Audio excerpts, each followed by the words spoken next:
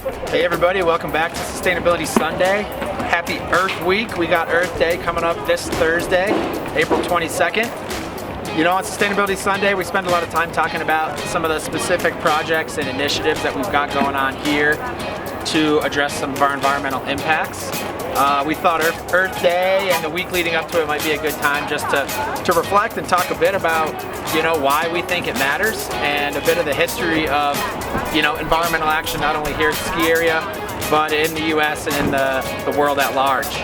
First Earth Day occurred in 1970. At the time, started as just a national teach-in. So at a number of colleges around the country, environmental issues were brought up in college campuses, and really that first Earth Day was an opportunity for them to, you know, sort of ride that groundswell of activism that the 1960s brought in and really translate some of that enthusiasm into on-the-ground environmental action, some of the stuff that we see today.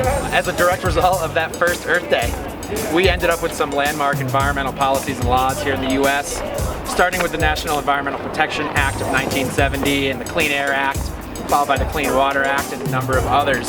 So this year for Earth Day, as always, you guys can get involved with us here on site. If you're skiing and riding this week or any time for the rest of the spring, definitely be sure you're paying attention to our composting and recycling efforts. Do your best if you can to carpool or take the bus or minimize your transportation emissions where you can. You know, we've been talking a lot about 21, 22 pass sales. If you guys are making a season pass purchase, definitely throw on that Snow Huggers Club add-on. That's going to offset your emissions for next year's ski travel and also help us support our High Country Conservation Center partners here in Summit County. You can also definitely check out earthday.org to find some more environmental related events right in your neighborhood, whether that's a park or a river cleanup or a recycling event at your municipal recycling center. Either way, there's all kinds of great local action going on Earth Day and all throughout this next coming week.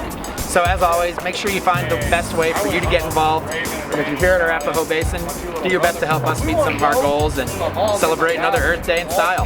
Thanks again, we'll see you next week.